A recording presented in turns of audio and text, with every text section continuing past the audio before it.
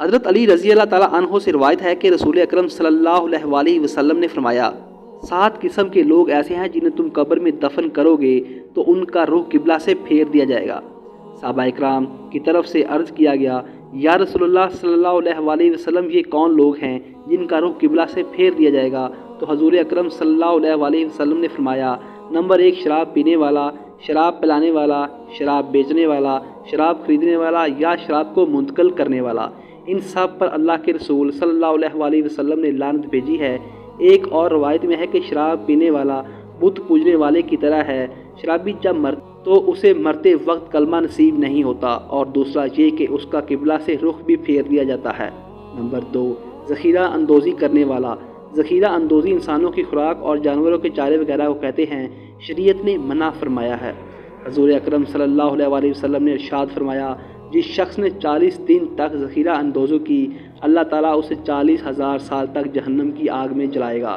تو ایسے افراد جو ذخیرہ اندوزی کرتے ہیں ان کا رخ بھی قبر میں قبلہ سے پھیر دیا جائے گا۔ نمبر 3 جھوٹی گواہی دینے والا۔ نمبر 4 سود کھانے والا۔ سود دینا، سود لینا اور سود لکھنا یہ سب اس میں شامل ہیں۔ سود لین دین کے گناہ کے 70 درجے ہیں اور سب سے کم درجہ اپنی ماں سے زنا کرنے کے برابر ہے۔ ایسا شخص جو سود کا لین دین کرتا ہے تو موت کے بعد قبر میں بھی اس کا رخ قبلہ سے پھیر دیا جاتا ہے۔ نمبر 5 کسی کی موت پر نوح کرنے والی عورت۔ آنکھوں کا غم اور دل کا غم اللہ کی طرف سے ہے، لیکن ہاتھوں کا اور زبان کا غم شیطان کی طرف سے ہے۔ ایک روایت میں آیا ہے کہ جس نے اپنا گریبان نوچا، اپنے منہ پر تھپڑ مارے اور جہلوں جیسی باتیں کی، اس سے ہمارا کوئی تعلق نہیں۔ اسی لیے جب دل غم زدہ ہو تو انسان آنکھوں سے روئے۔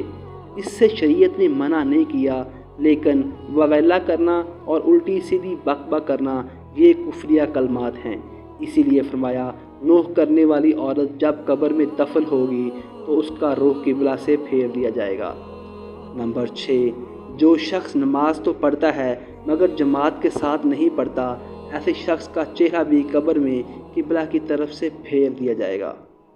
نمبر 7 انسانوں کی خرید و فروخت کرنے والا، یعنی وہ افراد جو انسانی اعضاء یا مکمل انسان کی خرید و فروخت کریں، اس کا رخ بھی مرنے کے بعد قبلہ سے پھیر دیا جاتا ہے۔